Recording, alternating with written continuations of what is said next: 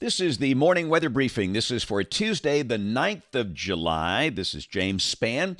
Alabama's weather will feature a number of showers and thunderstorms today, and like yesterday, we can't promise rain everywhere, but many spots stand a better than 50% chance of getting some rain today. Then, after today, it's going to look dry for much of the state for a while. Let's go right to it. This is the upper air look this morning. The remnant circulation of Beryl hung up in that trough that's moving rapidly northeast, north and west of the state. Check the radar composite this morning, about 5 o'clock. Got a few showers over southwest Alabama, parts of Washington, Clark, Mobile, Baldwin counties. Otherwise, that big rain mass with the remnants of Beryl over in northern Arkansas, southern Missouri, and extreme northwestern Tennessee. Mostly in the 70s to start the day. We note Mobile at 80. We're expecting highs in the low 90s in most spots, right at seasonal averages for July. Despite that, there's still a few counties under a heat advisory, and like we often say here, this is a Weather Service criteria thing. For example, if you drive from Walker County to Cullman County, you will not notice any difference in the weather today. This is where the higher dew points could lead up to a heat index of 105, but again, with showers and thunderstorms around, I just don't think heat's going to be a problem today. The big heat problems are way out west, where they've got that ridge and excessively hot weather there. Also, we note this morning flash flood watches from northern Arkansas to southern Michigan, with the remnants of Beryl, and up in that zone, there could be a few brief isolated tornadoes, not as many as yesterday. Goodness, the National Weather Service in Shreveport issued 63 tornado warnings in one day. Wow. We got a risk today from near Memphis up to about Columbus, Ohio, and also a marginal risk up in the northeast United States. And then tomorrow we have a risk again in the northeast, parts of Pennsylvania, New York, over to Boston. And that's for the remnants of Beryl. Maybe a brief isolated tornado there. Also a marginal risk over parts of New Mexico and extreme West Texas. And day 3, Thursday, not a single severe thunderstorm expected across the United States. Here's a look at rain for the next 7 days. The bigger values from near St. Louis up to Detroit. That's with Beryl.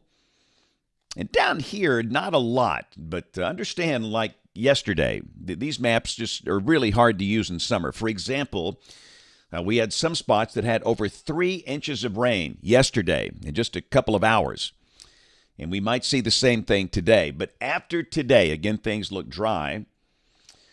Tropics are just dead right now. The National Hurricane Center has issued its final advisory on Beryl now that it's inland and dissipating. And you can see across the Atlantic Basin, it's just calm. That's the 2-day outlook, and this is the 7-day outlook. And this is basically the deal out there. There's a lot of dusty air, the Saharan air layer coming off the African continent. In fact, some of that is reaching the Gulf of Mexico this week, which means there might be some vibrant sunrise and sunset scenes for Florida and maybe some of the inland communities. But the good thing about that dust, it tends to mitigate tropical storm and hurricane formation. And typically it's more prevalent earlier in the season. As we get into August and September, we typically don't see that much. But again, with that being the case, the tropics just look dead through mid-July, at least for the next 7 days. And we can celebrate that because probably won't stay that way for a long. So model fans, here we go, the GFS. This is the 06Z run, valid today at 4. Troughing north and west of the state. The remnants of Beryl should be north of Paducah, Kentucky, and west of Evansville, Indiana today, 1,006 millibars. And again, you can see a pretty deep plume of tropical moisture here. And this is our 1 day for the rest of this week with a decent coverage of showers and storms. And we stress the radar is not going to look exactly like that. Even these good, high-resolution, convection-allowing models really struggle with random air mass storms. But it might look something like that. And if you're underneath one of these things today, the storm should be very efficient rain producers. Like yesterday, some spots could see a lot of rain in a short amount of time. And then tomorrow, we get into a dry air mass for most of the state, the exception of the extreme southern part from Mobile to Dothan and the Florida Panhandle. If you're there, you could see a few showers and storms. The rest of Alabama, mostly sunny, less humid. I don't like to use the word cooler in July. That makes no sense, but some folks up in the Tennessee Valley might stay in the upper 80s with a sunny sky and lower dew points. That'll feel pretty good. So let's go to Thursday, and the state pretty much dry. Again, low 90s. Dew points not bad. We'll start the day in the 60s in many spots. This is Friday. And again, any showers confined to the extreme southern part of the state, down around Mobile and Baldwin counties. Otherwise, sunny. That's going to be the case for the weekend. This is Saturday. This is Sunday. There might be an isolated shower Sunday. We'll mention a small chance, but again, most locations dry. And the weather's going to heat up. Highs for the weekend could be easily in the mid to upper 90s. And Monday, same thing. Most of the state dry. Showers confined to the far, far southern part of the state. And a week from today, this is Tuesday, the 16th of July, we got a 594 heat ridge centered north and west of here. And again, that looks hot and mostly dry. Let's go out 10 days. This is Thursday, the 18th of July. Again, that's a classic summer look. We have the mid-latitude westerlies to the north, ridging down here. Hot, humid, scattered showers and storms possible. We'll check rain for Birmingham. This is coming off the European ensemble. The mean, it's the green line. That's the mean of the ensemble members, and in between 1 and 2 inches between now and the 24th of July.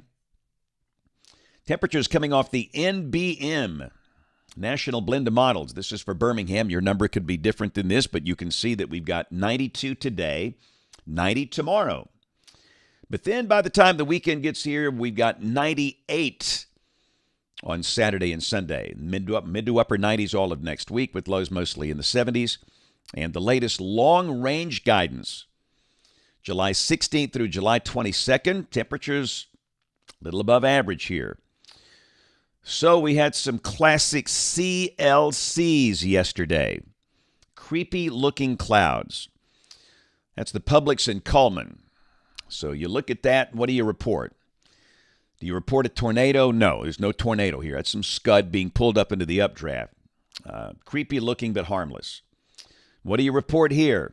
Shelf cloud, leading edge of a storm. Nothing to do with thunder, or nothing to do with a wall cloud, nothing to do with a tornado. And we had a lot of thunder and lightning in those storms yesterday. And, of course, we always say lightning is frightening. When thunder roars, get indoors. And we did have some strong winds in some of the storms yesterday. In fact, this was Cullman. Now, this is no tornado here. This was a strong thunderstorm wind gust, knocked over a tree, producing that damage. We had some scattered damage up into parts of Morgan County as well with that thunderstorm cluster that came out of Cullman, came up through Vinemont and up toward Falkville.